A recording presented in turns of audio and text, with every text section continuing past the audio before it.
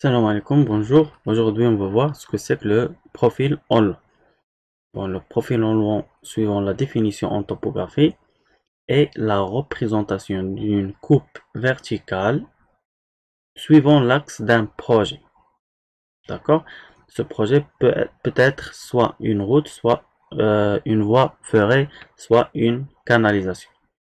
Bon, supposons ici que nous avons une surface terrestre, c'est cette surface-là, et nous voulons réaliser un profil en long depuis le point A vers le point P, ensuite le point C, etc. suivant l'axe du projet. Bon, qu'est-ce qu'on va faire?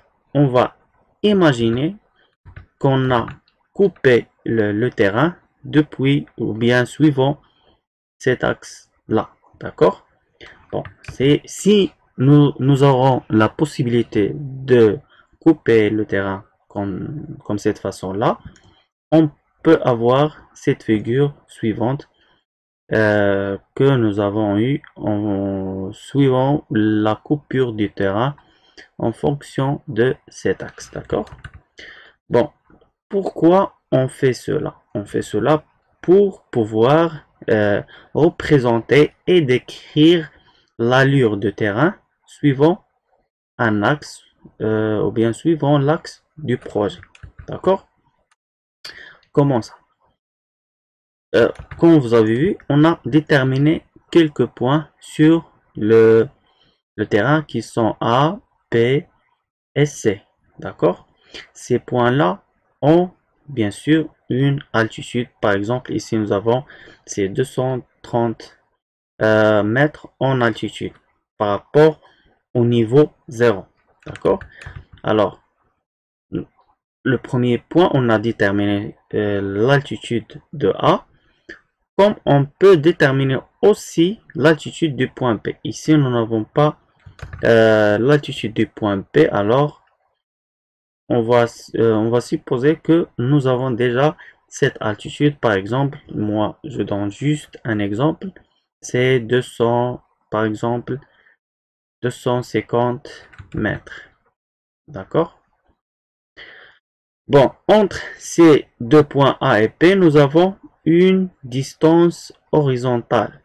Une distance horizontale qui sépare ces deux points. Cette distance, on va l'appeler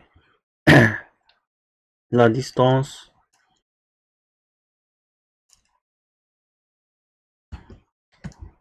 la distance entre A et B. D'accord? On va supposer que c'est environ 120 mètres comme distance. D'accord? Comme ça, on a déterminé deux points successifs. On a déterminé leur altitude et la distance qui sépare ces deux points, c'est la distance partielle. De la même façon, on peut déterminer l'altitude du point C, par exemple, si 240 mètres. Et bien sûr, mesurer aussi la distance horizontale entre B et C. On va l'appeler la distance BC et nous aurons par exemple comme distance c'est 110 mètres.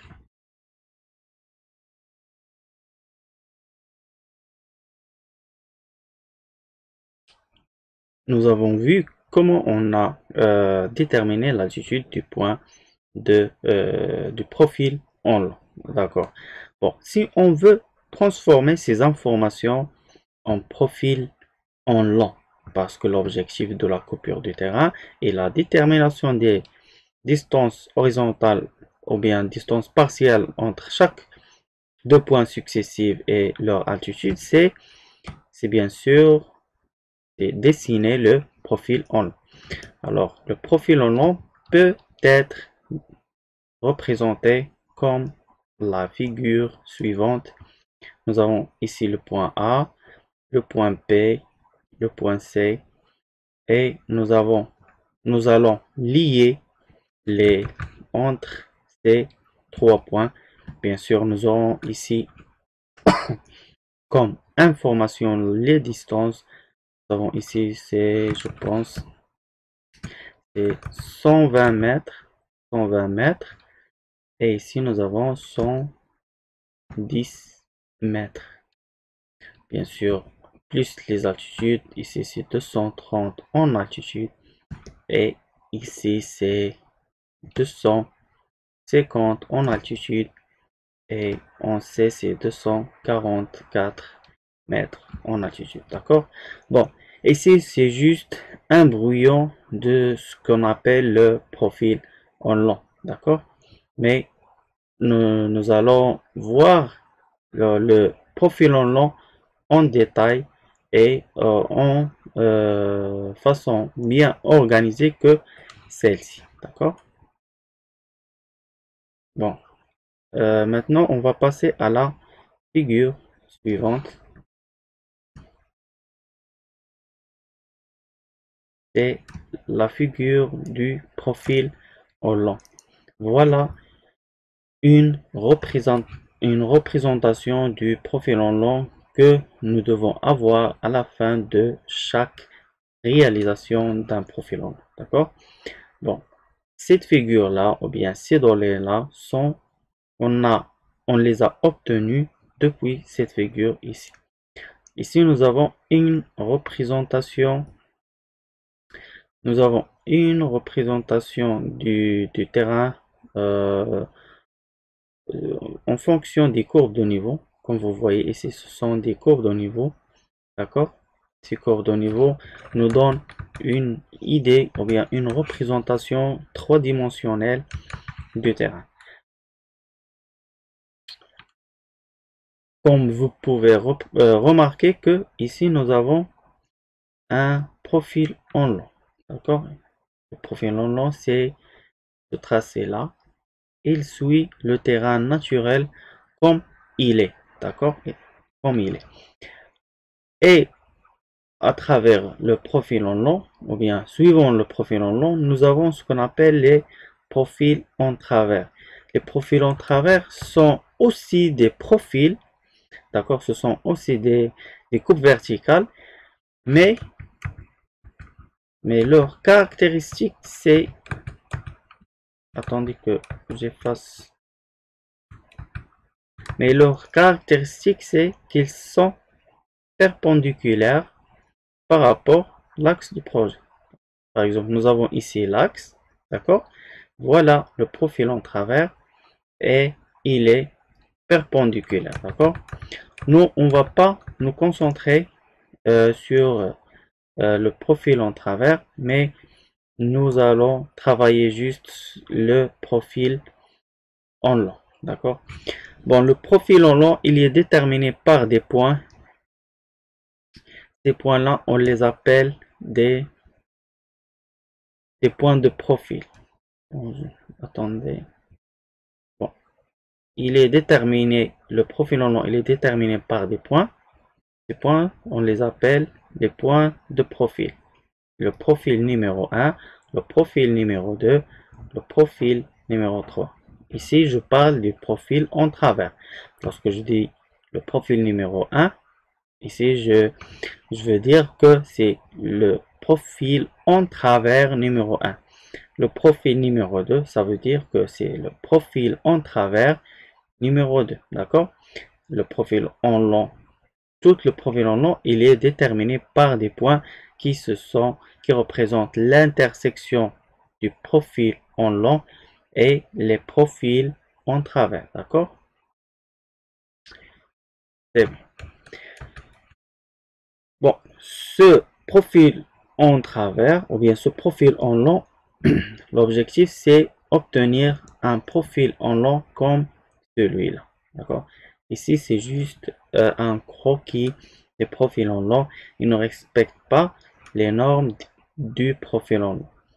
Bon, le profil en long que nous devons avoir à la fin de ce dessin, c'est celui-là que je vais vous montrer maintenant.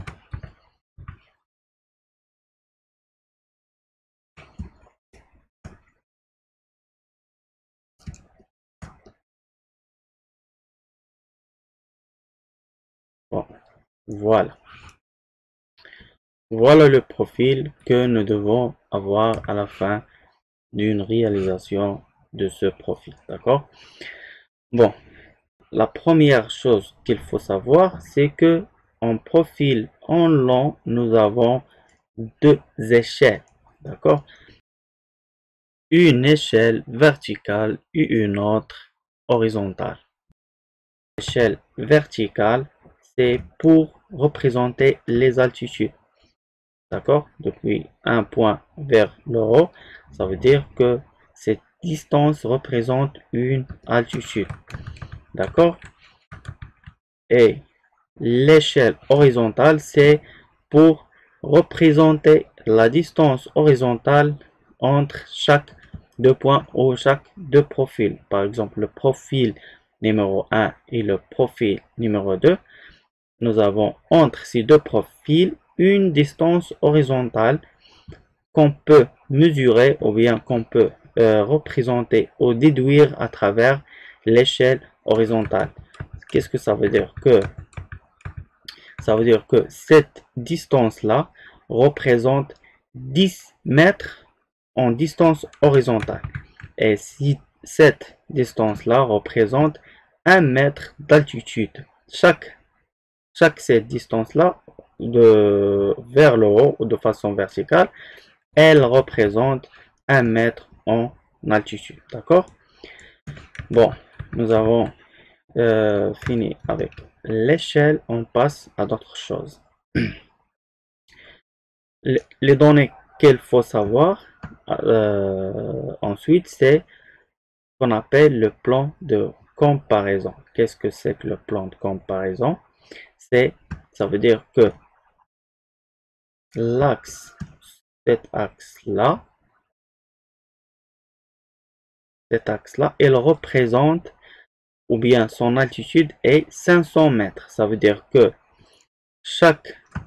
vous vous souvenez de cette distance-là, cette distance, elle va représenter 1 mètre d'altitude. Elle va représenter 1 mètre d'altitude. D'accord?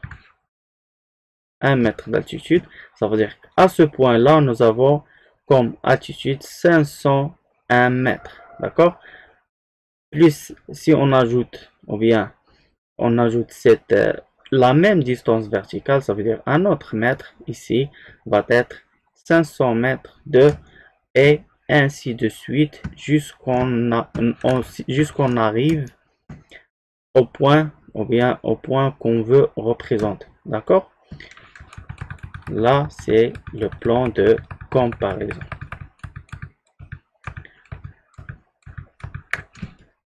Après, nous avons ce qu'on appelle cote projet. Cote, ça veut dire altitude. Cote, ça veut dire altitude. D'accord? Et projet, c'est le projet. C'est le projet qu'on veut effectuer ou bien ce qu'on veut avoir à la fin des travaux du projet. Ça veut dire l'altitude ou bien l'altitude qu'on doit avoir à la fin du projet. Et la cote de terrain ou bien les cotes de terrain, c'est l'altitude du terrain naturel. D'accord? C'est le terrain naturel, c'est le terrain avant qu'on commence à exécuter le projet. La cote projet, c'est l'altitude du terrain ou bien l'altitude du projet à la fin de l'exécution de ce projet. D'accord? Après, nous avons numéro des points. Ce sont les numéros du profil qu'on a vu tout à l'heure. Chaque point ou bien chaque profil en travers possède un numéro identique qui le appartient à lui seul. D'accord? Après, nous avons les distances cumulées. Qu'est-ce que c'est que les distances cumulées? C'est la distance entre le point actuel, d'accord? Par exemple, le point ou bien le profil 2, c'est la distance entre le point actuel et le point de départ. Le point de départ est toujours le point numéro 1. D'accord? C'est la raison pour laquelle nous avons 0 en distance. D'accord? Et le point 2, c'est 41,08 mètres. Ça veut dire que la distance entre le premier point et le deuxième point, c'est 41,08 mètres. Mais pour le point numéro 3, cette distance ici, c'est 95,51 mètres. Ça veut dire que le profil numéro 3, elle est loin ou bien il est loin au point numéro 1 d'une distance de 95,51 mètres. Et ainsi de suite. Après, nous avons la distance partielle. La distance partielle, c'est la distance entre chaque deux points successifs. Ça veut dire que 45 mètres, 45 mètres, 73, c'est la distance entre le point numéro 2 et le point numéro 1.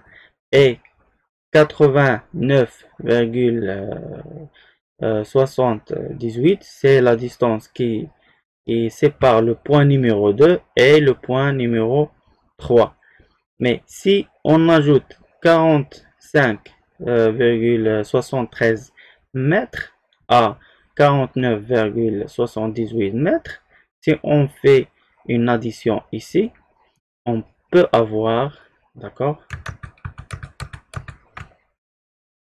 si on ajoute ces deux valeurs l'une à l'autre, on peut avoir cette valeur-là qui est 95,52. Ça veut dire que la distance cumulée, c'est la somme des distances partielles depuis le premier point. D'accord? Et ainsi de suite ici, le 61,19, c'est la distance entre le profil numéro 3 et le profil numéro 4. Ça, c'est pour les distances partielles. Maintenant, on va passer à la déclivité du projet. Qu'est-ce qu'on veut exprimer par déclivité? Déclivité, ça veut dire la pente, ou bien l'allure de terrain. D'accord? Ça veut dire le terrain, comment il est. Est-ce qu'il est parfaitement horizontal, ou bien est-ce qu'il est une pente montante, ou bien une pente descendante, ou bien un arc concave ou excave. D'accord?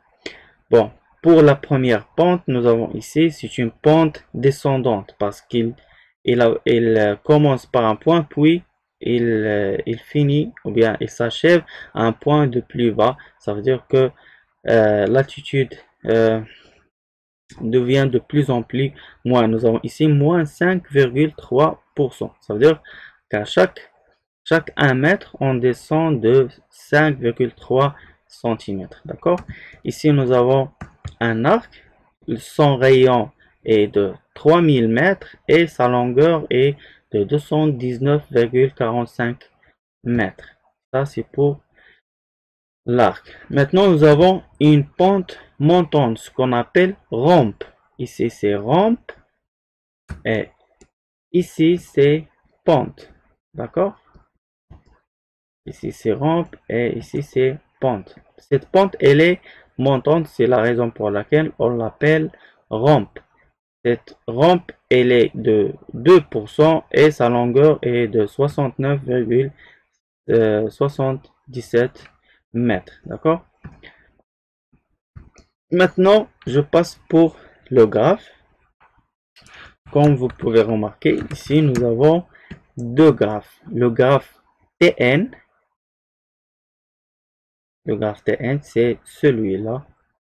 D'accord? Ça veut dire que c'est le terrain naturel. C'est la raison pour laquelle on l'appelle TN comme abréviation. C'est le terrain naturel. Et on peut le représenter par une couleur verte.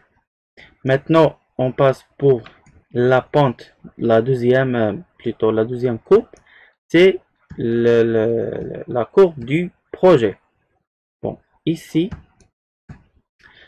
où est la tangente? Elle est ici. Ici, pour le projet, on peut le représenter par une courbe rouge. D'accord? On peut le représenter par une courbe rouge. Mais le terrain naturel, doit être représenté par une courbe verte. D'accord? Bon, ces deux courbes, nous font, ou bien ils peuvent représenter deux types de surfaces. La première surface ici, cette surface-là, c'est ce qu'on appelle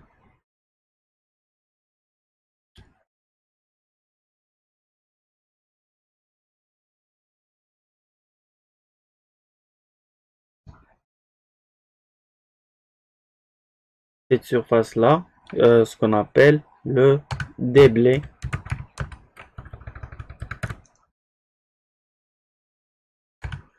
C'est le déblai.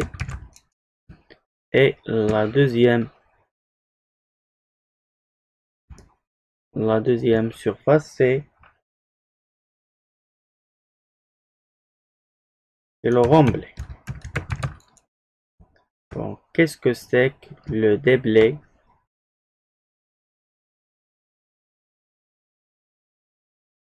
Cette surface-là, c'est le remblai. Nous aurons un déblai lorsque la ligne de projet elle est inférieure à la ligne de terrain naturel. Le déblai, c'est la quantité de terre à enlever. D'accord?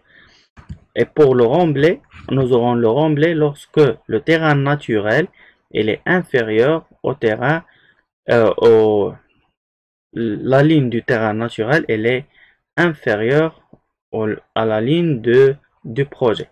Là, on appelle le remblai. Le remblai, c'est la quantité de terre à ajouter. D'accord?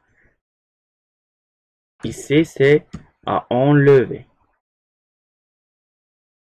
Bon, pour le déblai et le remblai, c'est pas sujet du cours d'aujourd'hui, mais c'est juste deux informations que vous devez savoir lorsque vous travaillez sur un profil en long, notamment si vous avez la ligne du terrain naturel et la ligne du projet.